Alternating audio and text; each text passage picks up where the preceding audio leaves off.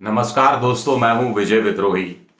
आप मुझसे जुड़ चुके हैं और अगले 5-7 मिनट तक मैं आपसे जुड़े रहने की कोशिश करूंगा।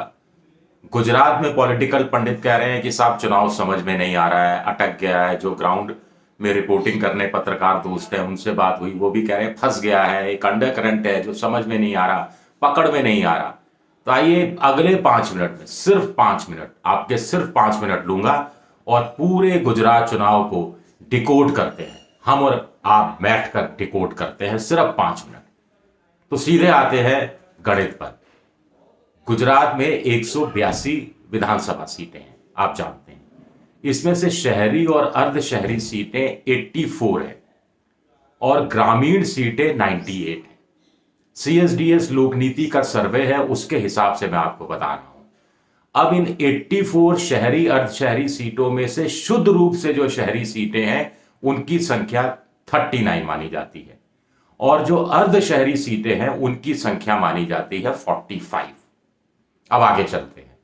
पिछली बार आप जानते हैं बीजेपी ने कितनी सीटें जीती थी? 99 सीटें। कांग्रेस ने जीती थी 77 सीटें और जो बीजेपी ने 99 सीटें जीती थी उसमें से शहरी क्षेत्र की सीटें थी 33 शुद्ध रूप से शहरी सीटें बीजेपी ने जीती थी। कांग्रेस के हिस्से में आई थी 6 सीटें, कांग्रेस और दूसरे दलों की। अर्ध शहरी सीटें बीजेपी ने जीती थी 30, इनकी संख्या है 45। 30 अकेले बीजेपी ने जीती और कांग्रेस को मिली 14 सीटें। अब गांव की 98 सीटें, ग्रामीण इलाके की सीटें बीजेपी ने जीती सिर्फ 36 और कांग्रेस और विपक्षी दलों के हिस्से में आई 57 सीटें। कांग्रेस के हिस्से में 57 सीटें। अब 2012 के हिसाब से देखा जाए तो भी आंकड़ा उसके आसपास बैठता है। तो आगे चलते हैं। यानी जो 84 शहरी अर्ध शहरी सीटें हैं उसमें से बीजेपी ने 63 सीटें जीती, 77%। और ग्रामीण इलाकों की जो 98 सीटें हैं उसमें से बीजेपी ने 36 सीटें जीती, यानी सिर्फ 37%। यानी इसका क्या निष्कर्ष निकला? शहरी और अर्ध शहरी सीटें बीजेपी को बचाती रही हैं और शहरी सीटों में माना जा रहा है आम आदमी पार्टी का असर है। कुछ जो लोग कह रहे हैं गांव में भी असर है। तो अब आगे चलकर इसको और ज्यादा डिकोड करते हैं। मुझे लगता है कि आप मेरी बात से सहमत होंगे अब तक जो मैंने आपके सामने आंकड़े दिए। अब आगे चलते हैं। अब ये जो शहरी क्षेत्र की 39 सीटें हैं इसमें बीजेपी को हराना या बीजेपी का हार जाना क्यों मुश्किल नजर आता है आंकड़ों के हिसाब से? कहानी यह है कि बीजेपी को पिछले चुनाव में इन शहरी सीटों में 60% वोट मिला था, 60%। कांग्रेस को मिला 35%, मार्जिन रहा 25% का। उसके पिछले चुनाव की भी बात करें 2012 की तो बीजेपी को 59% मिला, कांग्रेस को 33% मिला। तो कुल मिलाकर कांग्रेस और बीजेपी के बीच में शहरी क्षेत्रों में सीट का परसेंटेज, वोट परसेंटेज 25% कम रहा। अब इसके आधार पर आगे बात करते हैं।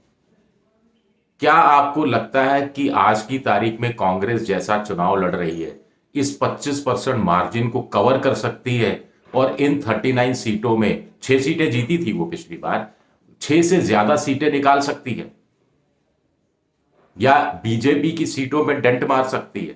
मुश्किल, लगभग असंभव।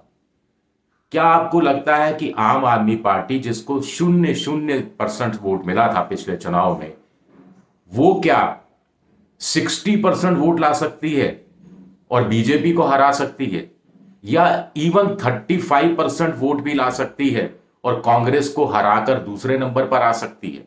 असंभव, लगभग असंभव।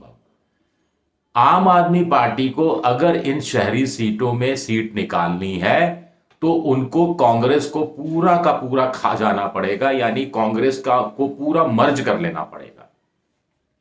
वो जो 6 सीटें कांग्रेस ने जीती थी उसमें हो सकता है इक्का दुक्का सीट में आम आदमी पार्टी कोई चमत्कार कर दे, कोई असर दिखा दे, लेकिन मोटे तौर पर इससे बीजेपी को नुकसान हो जाएगा, यह असंभव है। हो सकता है कि आम आदमी पार्टी जहां उन 6 सीटों में कांग्रेस का वोट खाए वहां की कुछ सीटें हो सकता है आम आदमी पार्टी के पास और फिर कुछ सीटें या आम आदमी पार्टी से भी ज्यादा सीटें बीजेपी के खाते में चला जाए, ये जरूर हो सकता है। ये देखिए, आप चाहे बीजेपी के विरोधी हो, चाहे आम आदमी पार्टी के समर्थक हो, चाहे कांग्रेस के समर्थक हो, लेकिन इस आंकड़े पर तो आपको यकीन करना ही पड़ेगा, ऐसा कुछ कुछ हो सकता है। अब आगे चलते हैं, अर्धशहरी सीटों की बात करते हैं। तो अर्धशहरी सीटों की मैंने संख्या बताई थी करीब 45, और यहां पर बीजेपी को 50% वोट मिला था पिछले चुनाव में, और कांग्रेस को मिला था 42%, 8% का फर्क।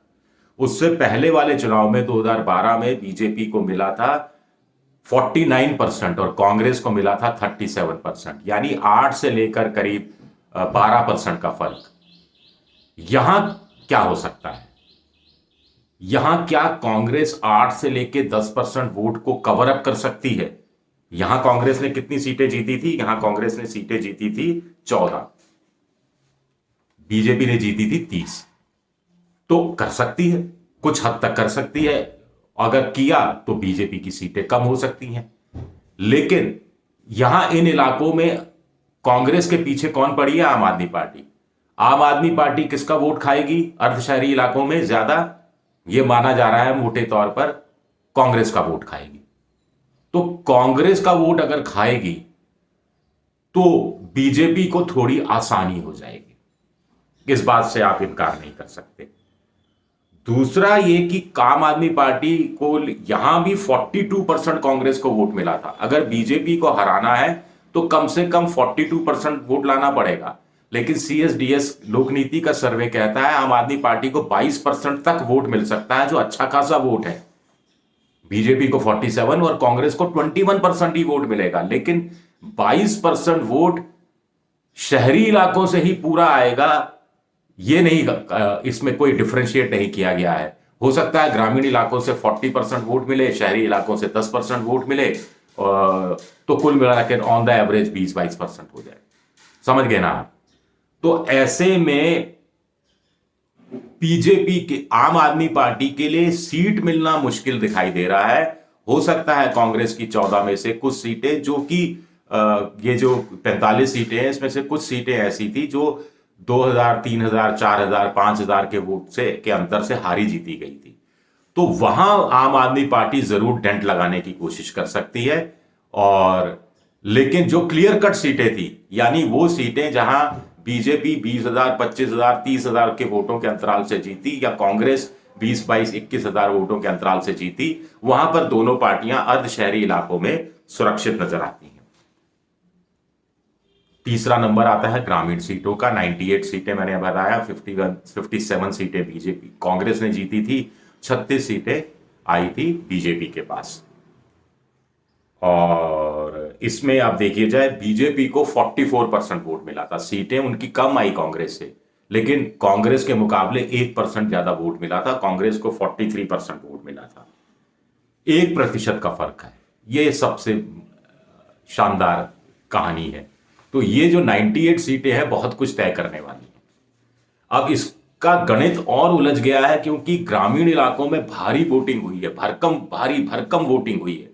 भारतीय ट्राइबल पार्टी भी कुछ जगह है, ये भी हमें नहीं भूलना चाहिए। ये ग्रामीण इलाके हैं जहां पर आम आदमी पार्टी पैठ तो कर पाई है, लेकिन अंदरूनी इलाके, आदिवासी इलाकों तक पैठ नहीं कर पाई है। ये वो जो इलाके हैं, यहां पर रबड़ी तो बीजेपी की कहा जाता है, रेवड़ी खूब बिक रही है, या बिकने की संभावना है आम आदमी पार्टी की, यानी फ्रीबीज का।